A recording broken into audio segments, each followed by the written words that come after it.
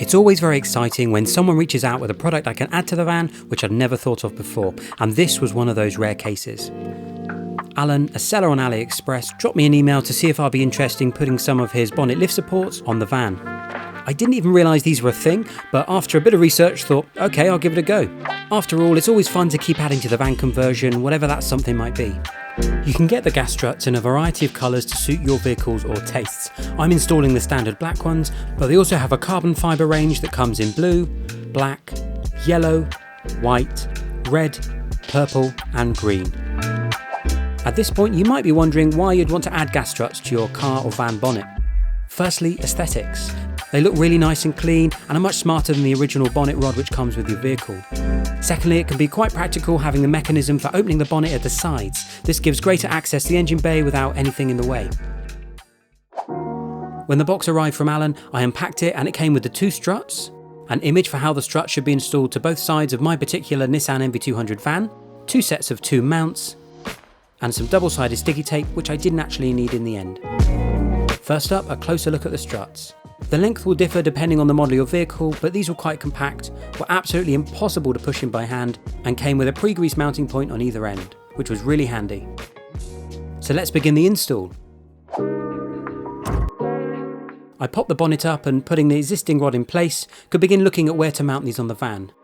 Having the picture included in the box was really helpful, and I set about cleaning the areas as I didn't want to put the mounts on top of existing dirt. With that done, I could select my tools for the job, and you don't really need much, just a simple ratchet and a 12mm or 1/2 inch hexagonal socket. Now the top 2 brackets are different from the bottom 2 and only fit on their respective sides, so it's important to keep an eye on this, but again having the photo to reference made it easy. After loosening and removing the nut of the first bolt, which is actually pretty tough as it was painted on, I could add the first bracket with the point that would attach to the struts at the top and facing inwards.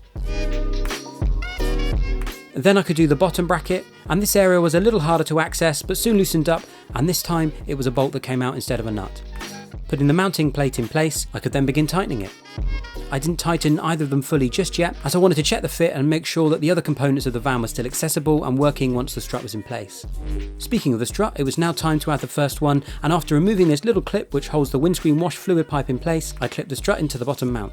I was about to push the top of the strut in place too, but noticed that the metal bit, which held the pipe clip I had just removed, would stop the strut from sitting in the correct place. It was only a couple of millimeters, but I didn't want the metal to rub on the strut all the time, and I was worried it might not sit well when closed.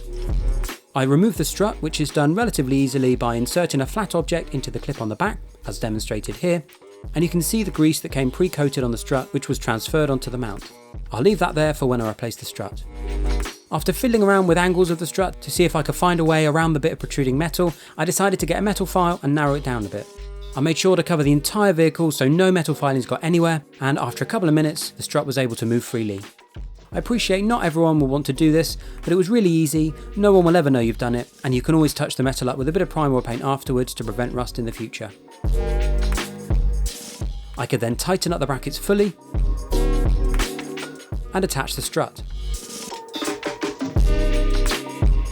After checking the motion, I moved on to the second one. In exactly the same way, I removed the top nut, installed the top bracket, removed the bottom bolt, installed the bottom bracket, and then I could install the second strut. Without a windscreen wash cable on this side, there's no need for the extra metal bit or the filing, so it fitted perfectly the first time, and after tightening it up, I could test them. They were obviously holding the bonnet up nicely without the factory fitted rod, but how did they function when they close? It's a super smooth motion which automatically opens the bonnet for you and holds it in place perfectly until you're ready to close it again. The struts aren't too tight that it's difficult to close the bonnet, and they look really smart tucked away at the back. It was a really simple install that I reckon anyone could do, and after adding them in, you may be wondering whether I'm going to remove the existing bonnet stay, but I've decided to keep it in place as it's not in the way of anything up there. If you're interested in getting some for yourself, then be sure to check out the link to Alan's shop in the description below. One final question you may have is, should I buy from AliExpress? I've bought a few bits for the van from them over the years, including my rearview mirror, and have never had any problems. The items always come quicker than expected, and you get a great price too. I should say that is completely my own opinion formed from experience, and no one's told me to say that. For transparency, Alan kindly provided the struts for me to test, but all the views in the video are my own. I hope the install video is helpful. Let me know if you have any questions in the comments and I'll do my best to answer them. Thanks for watching.